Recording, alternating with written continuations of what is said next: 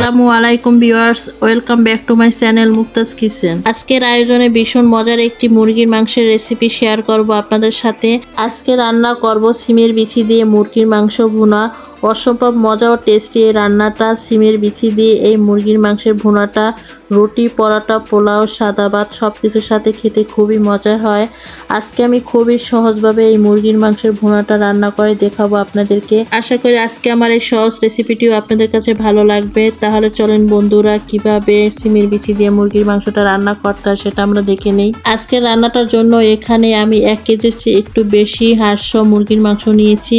আমার কাছে শুধু মাংসটার চেয়ে মাংসের সাথে যদি একটু হাড় মেশানো থাকে তাহলে সেই মাংসটা খেতে বেশি ভালো লাগে। আমি হাড় এখানে মুরগির মাংসটা নিয়েছি। আপনারা যদি হাড়টা পছন্দ না করেন তাহলে শুধু সলিড মাংসটা দিয়ে এই রেসিপিটা করে নিতে পারেন। আর এখানে আমি নিয়েছি মেজারমেন্ট কাপের 2 কাপ সিমের বিচি। আর সিমের বিচির উপরে যে খোসাটা সেটা আমি ফেলে দিয়েছি। এখন আমি সরাসরি রান্নাতে চলে আসছি। প্রথমে আমি চুলে একটি হাঁড়ি বসিয়ে সেখানে আমি ছোট মেজারমেন্ট কাপের 1 কাপ সয়াবিন তেল দিয়ে দিচ্ছি। তেলটা গরম করে তাতে দিয়ে দিচ্ছি আমি একটা তেজপাতা। এখন দিয়ে দিচ্ছি এর ভিতরে গোটা গরম মশলা। এর ভিতরে আছে 4টা গোলমরিচ, 3টা লবঙ্গ, 5টা সবুজ এলাচ আর 3-4 টুকরা দারচিনি। এই গোটা মশলাগুলোকে আমি একটু সামান্য ভেজে নিয়েছি।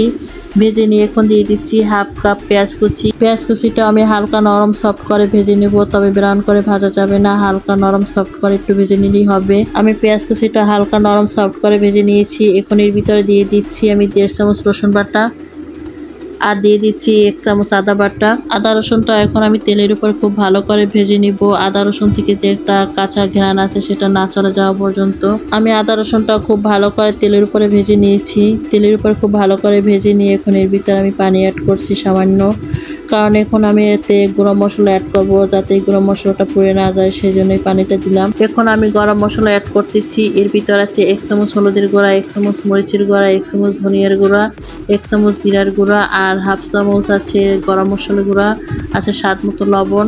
আমি গরম মশলাটাই শুধু 1/2 চামচ দিয়েছি আর সব কিছু আমি 1 চামচ করে দিয়েছি।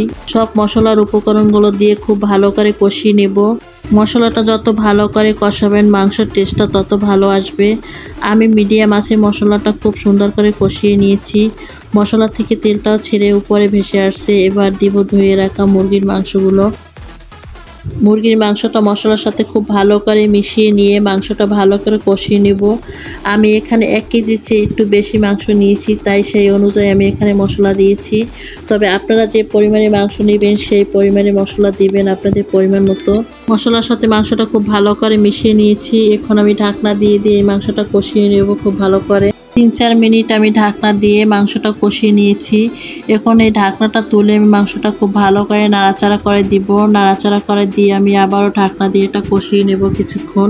ঢাকনা দিয়ে আমি মাংসটা আরও কিছুক্ষণ কষিয়ে নিয়েছি। মাংসটা খুব ভালো করে কষিয়ে নিয়ে এখন আমি নাড়াচাড়া করে দিচ্ছি। নাড়াচাড়া করে দিয়ে এখন আমি দিয়ে দিচ্ছি এর ভিতরে সিমের বিচি। সিমের বিচিটা দিয়েও আমি মাংসের সাথে খুব ভালো করে মিশিয়ে নিচ্ছি।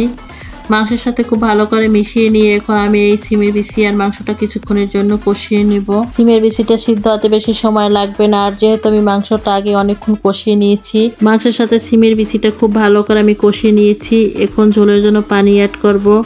আমি মাংসের ঝোলটা বেশি রাখবো না, সেই পরিমাণে আমি পানি দিয়েছি। আপনারা যতটুকু ঝোল রাখবেন সেই পরিমাণে পানিটা দিবেন। পানিটা দিয়ে আমি ভালো করে সিমের বিচির সাথে আর মাংসের সাথে মিশিয়ে নিয়েছি। এখন আমি এটা ঢাকনা দিয়ে 10 থেকে 12 মিনিট রান্না করে নেব। 5-6 মিনিট আমি ঢাকনা দিয়ে রান্না করার পর এখন এটা ঢাকনাটা তুলে মাঝে একবার নাড়াচাড়া করে দিচ্ছি। নাড়াচাড়া করে দিয়ে আমি এটা আবারও ঢাকনা দিয়ে রান্না করে নিব। বেশ কিছুক্ষণ রান্না করার পরে এখন আমি ঢাকনাটা তুলে নিয়েছি। আর এ পর্যায়ে আমার সিমের বিচিটা আর মাংসটা খুব ভালো করে সিদ্ধ হয়ে গেছে আর রান্নাটা প্রায় আমার শেষের দিকে। এখন আমি মাংসটা খুব ভালো করে আবার নাড়াচাড়া করে দিচ্ছি। এখন আমি এই মাংসটা চুলা থেকে তুলে নেব। তুলে নেওয়ার আগে দিয়ে দিচ্ছি ভাজা জিরার গুঁড়া। আর রান্নার শেষে যদি এই ভাজা জিরার গুঁড়াটা ব্যবহার করা হয় তাহলে মাংস থেকে খুব সুন্দর একটা ফ্লেভার আসে। আমি মুরগির ঝোলটা এর বেশি টানাবো না, এতটুকুই রেখে দেব।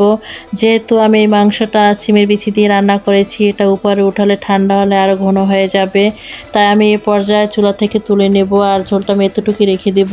তবে আপনারা যদি এর চেয়ে বেশি ঝোল রাখতে চান বা কম রাখতে চান তাহলে ঝোলটা আরও টানিয়ে নেবেন।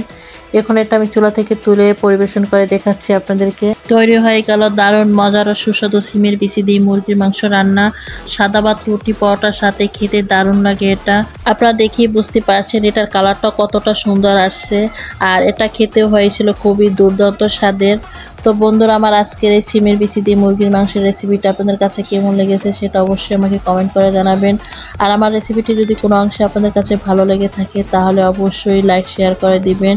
আর আমার চ্যানেলটি যদি সাবস্ক্রাইব করা না থাকেন অবশ্যই আমার চ্যানেলটি সাবস্ক্রাইব করে আমার পাশে থেকে যাবেন, আর পাশে থাকা বেল আইকনটি অন করে দিবেন যাতে আমি এরকম নিত্য নতুন সহজ ও সুন্দর রেসিপি আপলোড দেওয়ার সাথে সাথে আপনাদের কাছে ভিডিওটি দেখার জন্য নোটিফিকেশন চলে যায়। আজকে এ পর্যন্তই, সবাই ভালো থাকবেন, সুস্থ থাকবেন, আল্লাহ হাফেজ।